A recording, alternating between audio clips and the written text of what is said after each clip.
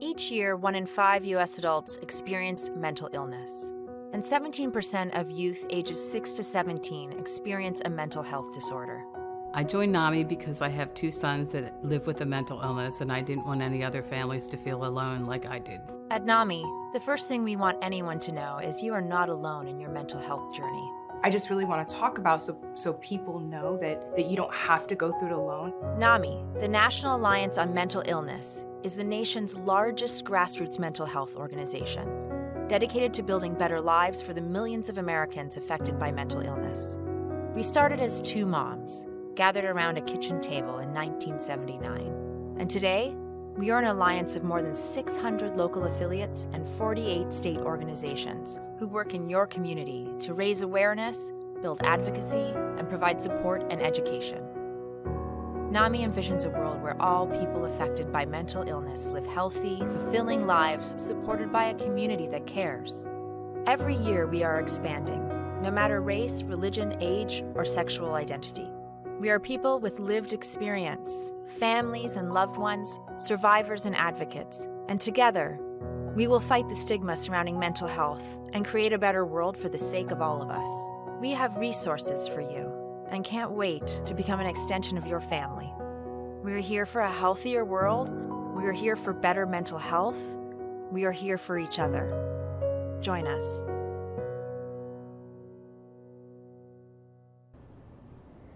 Hello again, John Pulaski with NAMI. And today we're talking again, the overall topic is mental illness and all of the things that come along with it, and baggage and support groups and everything else. And we've got a tremendous support mechanism that's now available for families across Montana, but in particular here in Billings. And our guest today is Beth Ayers, who is the director of that peer family support group. Am I saying that right, Beth? Correct, family peer support. Yeah, okay. I'm the family peer support lead at Montana's peer network. Okay, and you are domiciled at the Children's Clinic, is that right? Yes, I also provide family peer support at the Children's Clinic here in Billings. Well, let's talk about what's its connection with the overall scope of mental illness. What is this support group that you're working with? Sure. So a family peer supporter is a caregiver or parent who has their own lived experience raising a child with a special health care need, which would also include behavioral health, which would be mental illness and substance use disorder as well. And then with some training, we help other families who are currently raising children with some sort of special health care need, including behavioral health. Now, how do people find you? How do they get associated with you and seek your help? Sure. So there are a lot of family peer supporters in Montana right now. A lot of different organizations that provide family peer support, such as NAMI. For us, Montana's Peer Network has a contract with the Children's Special Health Services currently to provide family peer support at 3 different locations in Montana.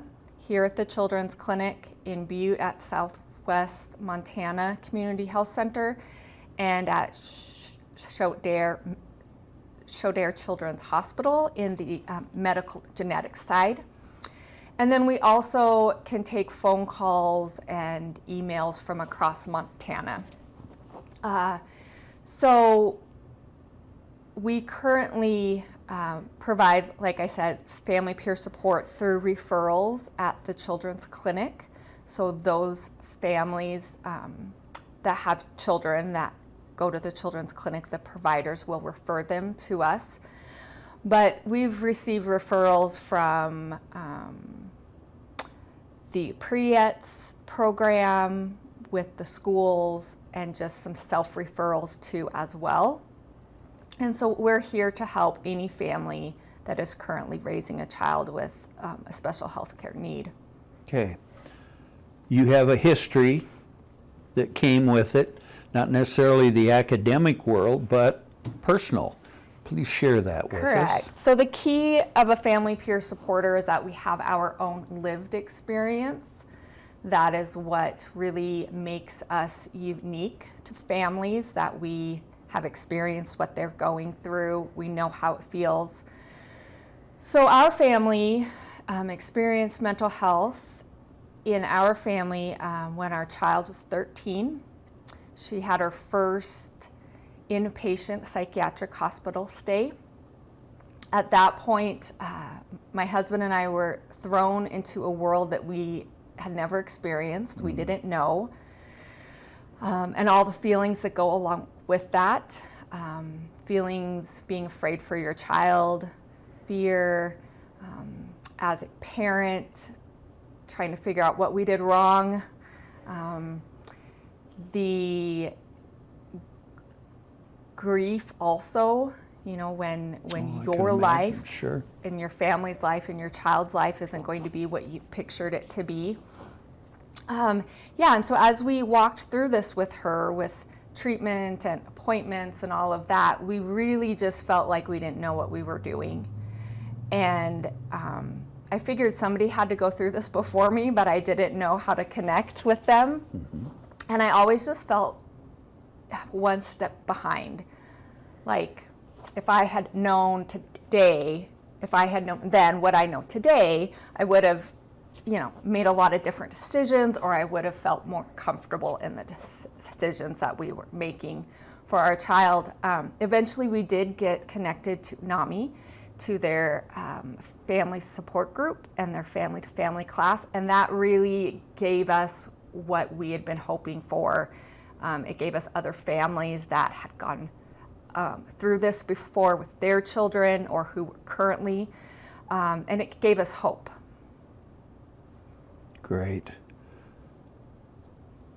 Is there a cost associated with it? Currently, no. For the help? Family peer supporters typically work in family-run organizations that are funded through a grant or a state contract. And then some of them, like NAMI, are volunteers too as well.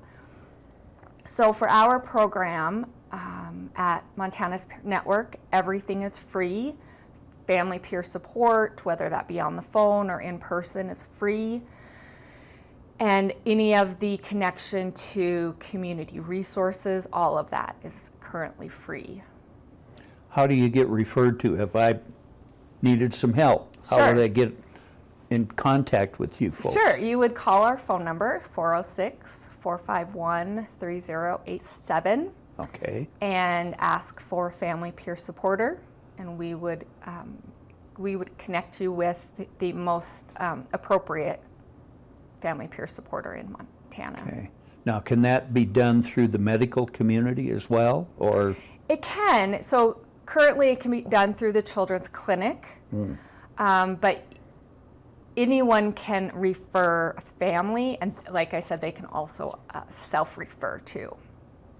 Now, when you talk about family, then have you got an age group in mind that you primarily work with? Sure. So for our program, a family is a caregiver or a parent with a child under the age of 21. Like I said, that has a special health care need, which includes behavioral health, mental illness, and substance use disorder. How long have you been doing this? I have been volunteering in this realm for about 2 years, but I have been involved with mental health pretty much since our family got thrown into it about 10 years ago. Well, bless your heart for doing that and then stepping up to help other people because of the stigma that seems to be associated with mental problems that we are trying to resolve through NAMI and all the other groups and your group, having that support group out there that a lot of times you feel like you're on your own, right? Absolutely. And you want to scream for help, but you don't know how or where. And tell me some of the things that you do to help people. So I think the biggest thing that a family peer supporter does for a family is they just actively listen and they understand. They don't judge. They don't try to help and fix it. We're just there to hear the family, to share the lived experience that we have, to connect with them, to let them know that they're not there by themselves, they're not alone. We can also connect them to community resources, help them navigate the treatment systems, things like that. But I think the most important thing we do is we just understand we've been where they are at, and we can provide them hope. Oh, that's a big thing, isn't it? Yes. Yeah. And the listening, you were talking earlier about when somebody is in the hospital and has a problem. The doctors come, they diagnose, they treat, and then they're off to help somebody else. Yes. Where do you guys fill that gap then? Yeah, so family peer support can fill that gap. Number one, the doctors tend to use very medical terms, professional terms, acronyms that to somebody who's just stepped into the hospital doesn't know what any of that means. Also, when it's your child there, I know for myself and my husband, we were so emotionally upset at the time that we really couldn't hear or process the information that they were giving us.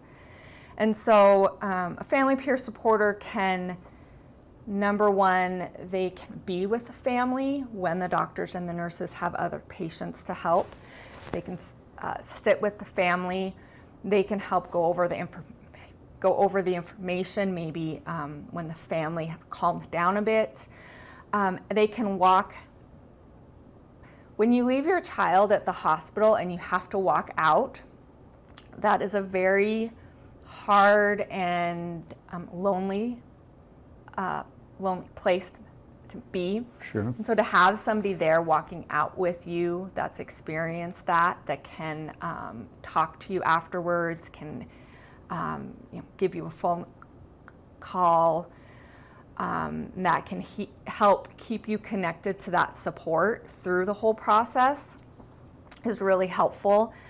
They can also connect you to the different community resources that are there in, and yeah, they can fill in the gap too from the time when their child comes home from the hospital to what the rest of treatment looks like. Whether that be appointments, psychiatrists, counseling, those sort of things. So it does help fill that gap. How did you get involved in it? I mean, personal experience, but is there any academic requirements that are put on people that work with this program? Sure. So currently, those that provide family peer support in Montana are trained through the organization that they work for or that they volunteer with. Currently, there are no training standards for family peer supporters in Montana. We have a family peer support task force that is working on the professional standards of family peer support, which would include training and core competencies. So that is in the works. We are looking to get certification for family peer support, which, like I said, would have a common scope of practice, common code of ethics, common training standards for all of Montana. Talking about the network that you have out there, it's a multi-state connection that you can have? Yeah, so family peer support is throughout the United States. There is a national organization that you can get certified as a family peer supporter through. They offered that certification nationally in 2012. As of 2020, there are 25 states that currently have a state certified family peer support profession. Out of those states, there's North Dakota, Colorado, Idaho, Utah, Oregon, and Washington. So pretty much everybody around Montana has family peer support certification. So we are looking to follow that. Great. Now, how long has this been going on in Montana in particular? I would say family peer support in a general sense has been going on since people had families and since families supported each other. As far as professionally or as an organization, I'm not quite sure exactly when family peer support became a part. Okay. If somebody needs help, how do we get them in touch with you or vice versa? Sure. So my phone, they can call me on my phone, which is 406-451-3087, or they can email me at mtpeernetwork.com, my first name, BETH at mtpeernetwork.com. And they can also go to mtpeernetwork.org. So there is a website that you can Yes. get information on. Is Correct. that a good place to really start? It's a good place to start to get the contacts. Montana's Peer Network just recently formed their family division. They had historically worked in the behavioral health peer support field, but they saw the growing need for support for families. So the website has some information about family peer support on it, but really what it will do is it will connect you to a family peer supporter here in Montana that can help you through. Give me a typical example of the kind of work you do, family situation. Give me a scenario. Sure. So I've worked with a lot of families over the years. One family I worked with, their child was at the Billings Clinic Psychiatric Center, and they were just really having a hard time agreeing on treatment for their child or really understanding what kind of treatment maybe their child should have. A little confusion over what the diagnosis was, what that meant, what it entailed. And so I was able to go, and then too, she just, the emotional support, how hard it is to have a child at the hospital. And so I would just go with her to the hospital to visit her child. I would be there to kind of help the communication between her and the psychiatrist or her and the caseworker, just trying to come up with some questions that might help the conversation, might make things a little clearer, and just really looking at how do all of us, myself, the parent, the social worker, the psychiatrist, and the child, how do we all work as a treatment team for that, for the child. Great. Is there a lot of need for this kind of thing out there? Absolutely, there is a lot of need. Not only do we help families whose children have behavioral health challenges, we also help families who have children with any sort of a special health care needs. So that would be physical, intellectual, developmental, genetic, so pretty much anything. And there are quite a few families out there who have children that are going to extra appointments or wanting to get into extra counseling or therapies that really just don't know where to begin. The other problem is our healthcare, especially the behavioral health or the occupational therapy, physical therapy, and speech therapy. There's just not enough folks in the professional workforce. So there's oftentimes, in order to get that kind of therapy, they're oftentimes long. You can put your you can put your name on a wait list, but then your child's on the wait list, and then you're still kind of hanging out with your child in between until they can actually get help and get therapy. So a family peer supporter can help in that, and just kind of help support them until they can get the type of therapy or help that their child needs. Any academic requirements for working in this support group? No, just our own experience, our own lived experience is what really qualifies us to help families. And then there is training out there that is available also as well. Great. Glad to hear it. You guys are unsung heroes, I always say, that want to help people and just do it, because sometimes you're so fearful to ask for help. I know that personally. You don't know what's available or who can help you, how to do it, where to go, how long it's going to last, those kinds of things. What would be some of the scenarios if we put together a structure for somebody? Is there a time frame that you work with at all? No, family peer support will continue as long as the family wants support, needs support. But our job is really to encourage the family and to empower the family to have their voice and choice and their child's voice and choice heard. The hopes is that as they deal with their health crisis and come through it and get the tools and skills that they need to be a part of the behavioral health or the medical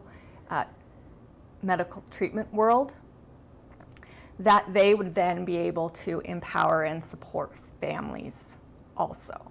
So it's kind of like we encourage them and support them and empower them so that they can not only take care of their family, but that they can go and encourage and support families also. Wow. Any success stories you can share? Oh, I think there's lots of success stories. I think personally our story is a success story. Through our daughter's behavioral health crisis and diagnoses, we were able to find a group of like-minded people through, like I said, the family-to-family class of NAMI.